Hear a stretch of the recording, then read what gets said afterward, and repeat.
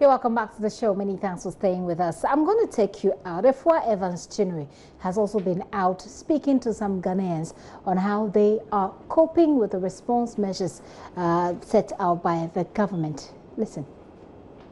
Out here trying to get parents to tell us exactly how they feel about the president's directive to suspend all educational activities until further notice. Well, some parents think that it is a good move to keep the children out of harm's way. Other parents think that the president is overreacting.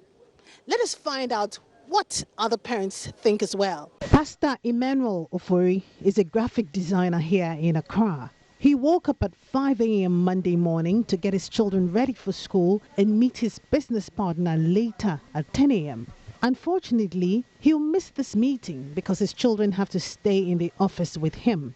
Pastor Ofori says he was not aware of the directive, so he sent his children to school. He says he's not worried about the situation because he feels children are best monitored at home. So I got to the school compound before I heard that there's a short break for the students because of the issue coronavirus that has taken place. So when you got there and decided to bring them to work because in the house nobody is there to take care of them. So that's why they are here with me. Isn't this going to affect your business? Not really, because even if it were to affect me, the situation now that has taken place, you can't do anything about it. You have to also help, because if you leave your children at the school, I don't know what will going to happen to them. So since the government has also trying to help us to also keep our children in the house for a while, so that they do not contract the sickness. It's normal. Pastor Ofori's situation is not different from many parents who have had to either get people to take care of their children while they work or take their children with them to work. Some of them have been speaking to the news team. Your child is at home. Who is taking care of him or her? Yeah, my wife is taking care of her. My wife is taking care of her for now. So we are praying that things will be okay and then they will start school soon. Yeah. You're telling me that you didn't expect this to happen. Is it that you were not prepared for all of this? Oh, sure. No one is prepared such thing. Yeah. Some years ago, we've been hearing this far, but for now, it has come. The children shouldn't come to school. There is nothing we can do as parents. So only that we are expecting good and better condition. How has your day been? Like, has it changed your day in any way? Actually, it's something like that, because the children are supposed to be in school as at now. But since they are not going, as parents, we have to be in the house taking care of them and make sure everything is intact. That's why. So somehow, someday, it will going to help. Problem like this, the government cannot solve it alone. It's only that the parents and then the children, all of us have to make sure everything is okay. So it's good, because the virus is very serious. I think the announcement should have come earlier. Secondly, I think the government is behind time, because when he came and then made an announcement that he have allocated money for the various hospitals to work on the virus, at least should have been something that the money should have been disbursed for those hospitals to start working on it. But now that the reviews keep rising, I think now they say we'll have 6. We don't even know how true is that. And looking at it, you have a feeling it's more than 6, right? Yes, so it's more than 6. Secondly, now the children, we don't even know when they're going to open the school. It's indefinite. And it's causing inconvenience to parents. Not all of us can afford a private teacher to teach the children at home.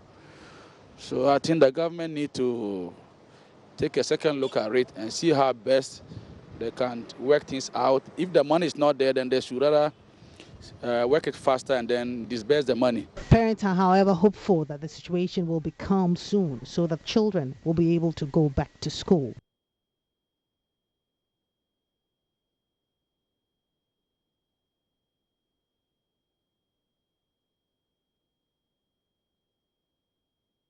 Those are things that are happening here in Accra. We'll take you to on a regional tour.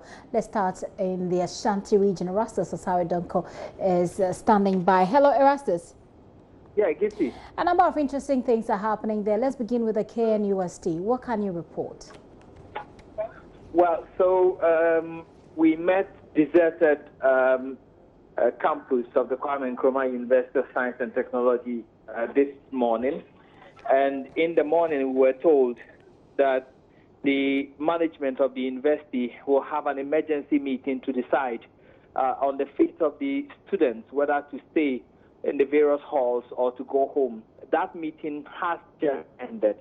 Now, a communique has been issued, and as part of measures announced, the students have up to Friday to leave the various halls of residence. However, they have given a caveat to international students who can stay due to the closure of borders and the spread of the virus. International students are being asked to stay if they want. Again, all staff and students who have traveled outside the country will be subjected to a quarantine and test for COVID-19 when they return. They have also resolved that sanitizers that have been done or produced by the university's pharmacy are to be spread across all departments and faculties of the university for staff who remain. All university staff are being asked to take their leave during this period. Lecturers are being asked to also go home. They are going to leave a skeletal staff on campus to take care of the remaining activities of the university.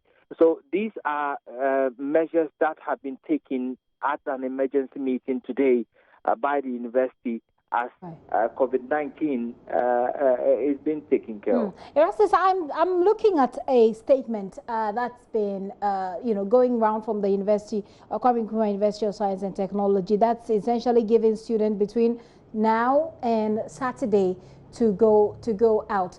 You said indicated earlier this morning that the university campuses were campus was deserted.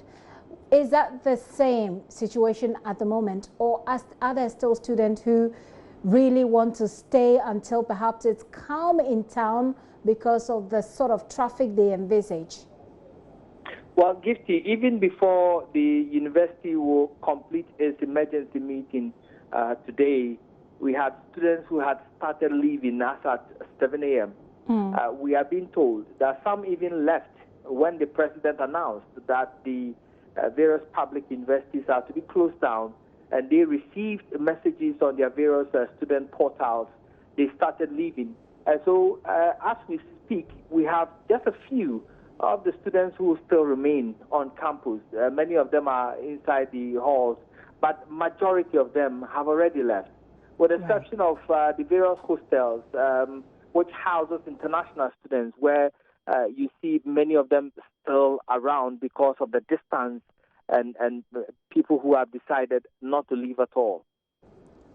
Right. I understand you visited senior high schools. What's the situation there in the senior high schools?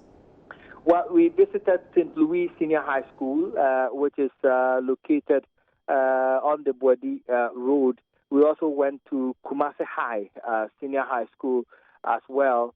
And the situation is the same. You see students who are packed bag and baggages leaving the various campuses.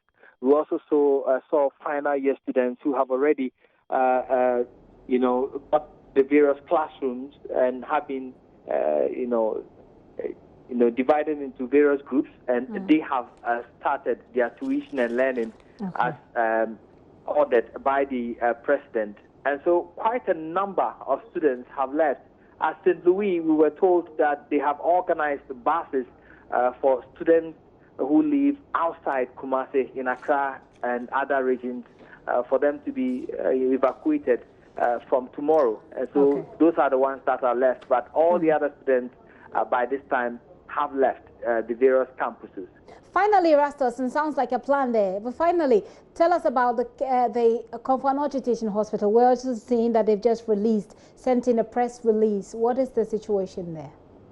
Well, at the Komfo Teaching Hospital, they are observing the general rule of the screening and putting in other preventive measures like the hand sanitizers and other precautions. But when you get to the Kumasi South Hospital, a lot of activity is happening there. Remember, this hospital has the region's coronavirus suspected case holding bay. And so when you get to the gates of the Kumasi South Hospital, all patients and all relatives moving into the hospital, all staff of the hospital go through compulsory hand washing regime. They have mounted Veronica buckets at the gate, 3 of them, and people queue to wash their hands with soap and water. And then there are thermal thermometers that are planted over there. Those who are in vehicles are screened. Their temperatures are taken. They are made to fill questionnaires, and then these questionnaires are given to them as triage notes that they've been triaged, and they take it to the OPD for healthcare to proceed. That is happening over there. Erastus, thank you very much for the update from the Ashanti region. Erastus Sasaridonko there. I take you to the Volta region where Ivy Setsoji has been doing checks for us. Hello, Ivy. What can you report from your region? Hello, good evening, Gifty. Yes, so, Ivy, go ahead. Tell us. In the Volta region, I was in Keta and Angoga districts and also Ho. You see students leaving campus, especially in the second cycle institution. Kitasu, for example, where students were asked to leave before 5 p.m. So as at 11 to 12 p.m., buses were parked at the front of the school. So students coming from Accra and other places were entering those buses so they could take them to their various destinations. Whereas the day students were also advised to go home. For the final years, they were still on campus where plans were made to see what will be done for them.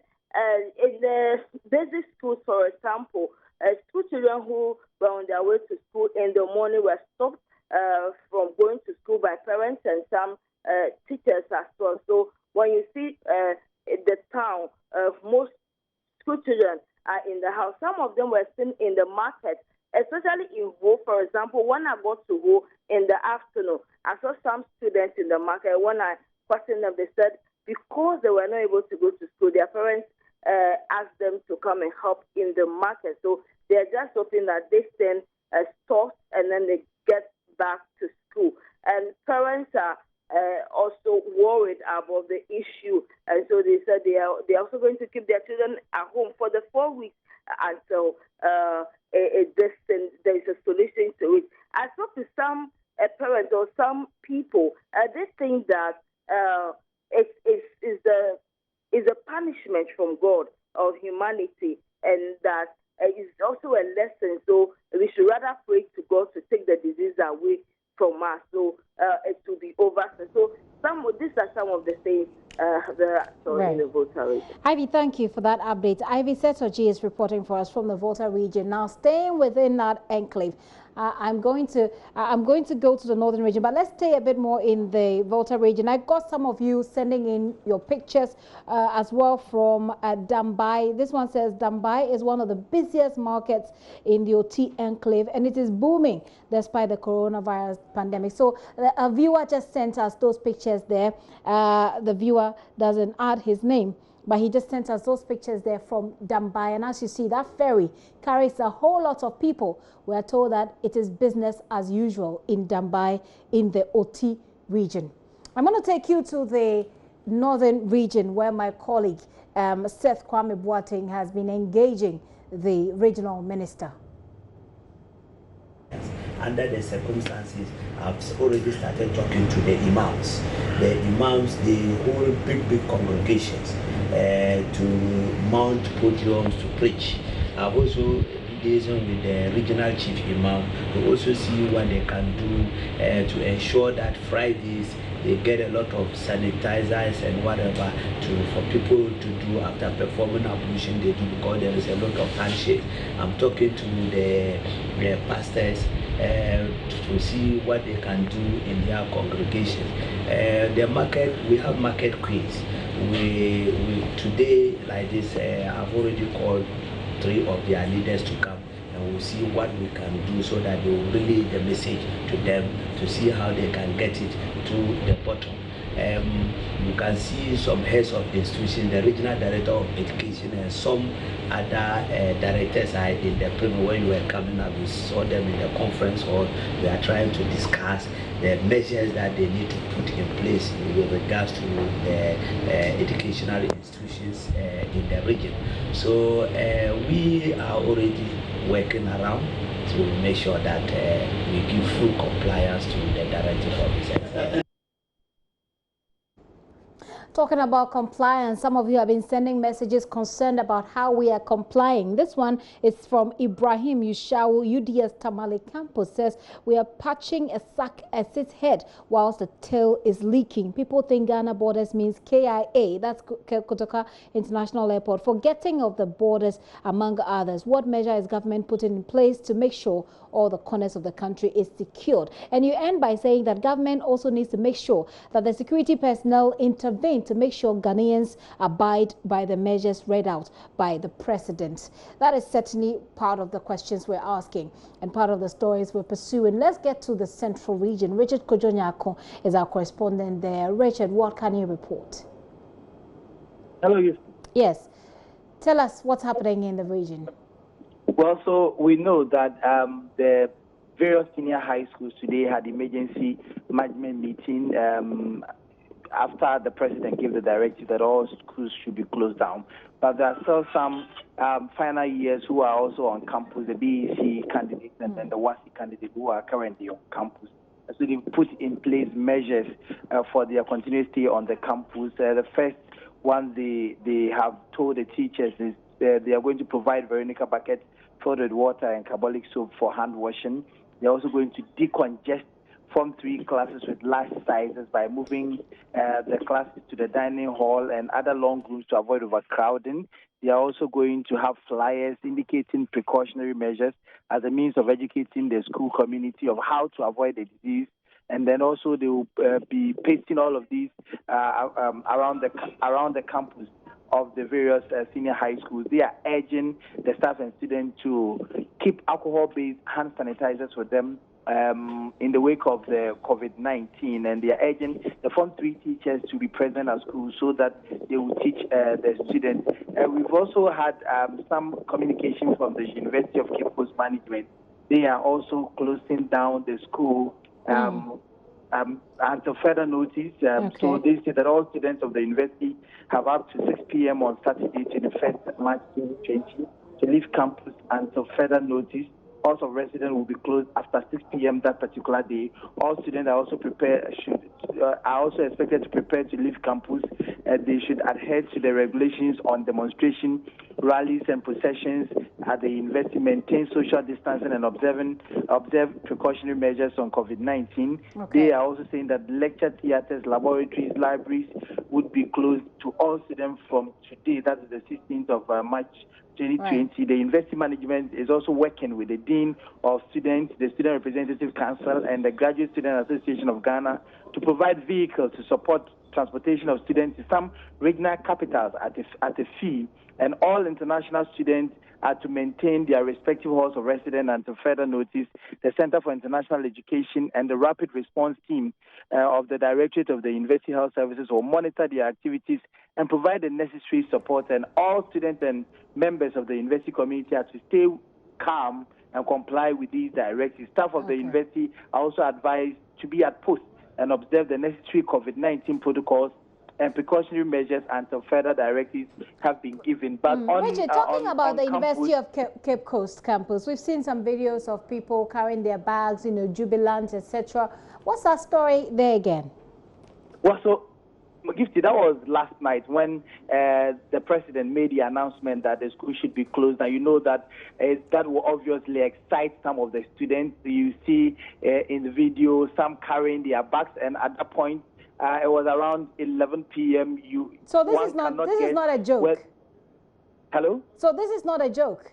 It is not a joke. It was in the various halls of residence. I was privileged to be in two of the halls at that particular point in time. I was at the Castleford Hall and I was at the Valco Hall, and these things were going on because, I mean, some of them had quizzes today, others had, some quizzes, series of quizzes throughout the week, and so they feel that they have enough rest, and so they should go and have some rest. You know how students behave. And so they tagged their procession they were going, that Koro procession, and they were shouting, more COVID-19, more COVID-19. Wow. That is not to say that they want to be infected with the disease, but they say that it has come at the opportune time for them to take a break from lectures, from quizzes, and from mid-semester examination.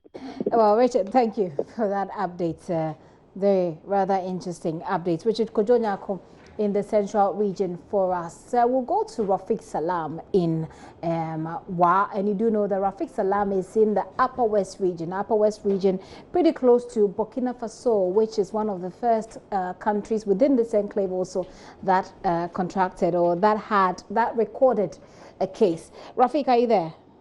I'm there, Gifty. Very well. Now, I just got this message coming in from Tamale. I read that and then you tell us what you can report. It's coming from Emmanuel Tubiga in Tamale. He says Ghana Water Company in Tamale is adhering to the President's directive. They're providing buckets of water for people coming to the office to wash their hands before they can have access to the business within the company. What is the story in the Upper West region from where you're reporting?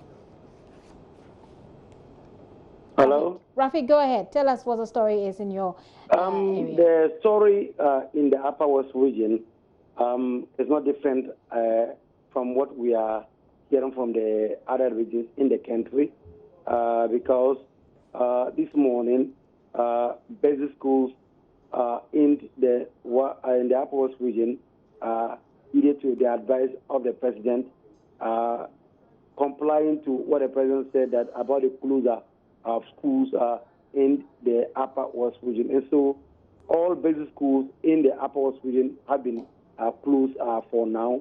You go to the tertiary level, talking about the work campus of the University for Development Studies and the work for Technic, they have also been closed down. So this morning, there was an emergency meeting that was done by the management of the Upper West Police Command. And then after that, certain officials were tasked to ensure that the directive that was given last night by President Akufo-Addo is adhered to.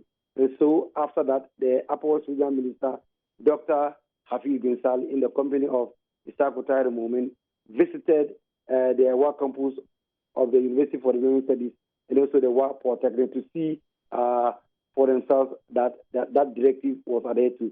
They also look at issues like issue of hand sanitizers and whatever, so that there should be a place at vantage point so the students who are still there could have access to some of these facilities.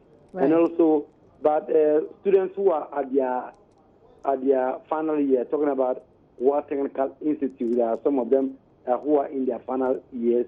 They have been allowed to still stay. They are not going to have organized like it used to be, but there are still there very few of them, and there are very few staff who are going to take care of them. So that is really the situation in the Upper West region.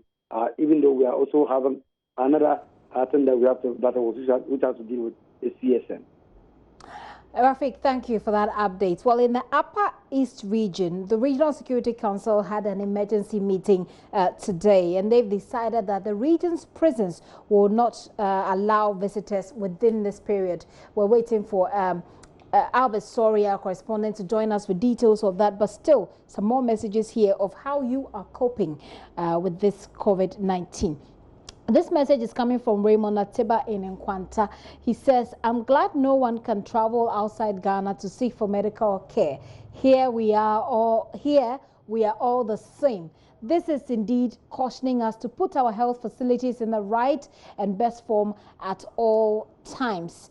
Who knows what tomorrow holds for us? Anyway, most Ghanaians have taken critical and safety precaution measures to help reduce the rate at which the disease spread. Well, if you haven't done so, you should, especially like the pictures we saw from Dambai earlier from one of you who texted. It didn't look good. It looked like people were going about their business as usual and in very overcrowded places. This one says, please, what are the directive with regards to NIA mass registration? This message is coming from Kwame. Kwame, we've seen the story also about the NIA, the National Identification Authorities registration that we're hearing reports are still ongoing. We'll get some more answers from authorities there for you. This one says, good afternoon, Joy News. We are in rough times, but with prayers, it shall be okay. From Aprugu Chakapama, President sending in that message. I'm going to take you now to the Upper East region where Albert Sori is standing by. There has been a regional security council earlier today. Albert has a brief on it for us. Albert, what can you report from the Upper East region? Looks like we've lost Albert. We'll get him back on the line. This one says it is a right move by the president. You mean the directives put in place. Dennis from La Paz is texting. He says the malls or the shopping malls should also be closed. I don't understand why it's not social. It's not a social gathering. Yesterday, the president indicated also how hygienic practices and how social distancing should be encouraged at these places, including shopping malls and places where people are expected to be crowded. And so, yeah, that's a bit of an answer there for you, hopefully. That's Dennis from La Paz sending that in. Raymond from Tamale says the president's directive is good, but he should add the nightclubs. You say that the president should add the nightclubs to the list of people or places or organizations banned from holding such meetings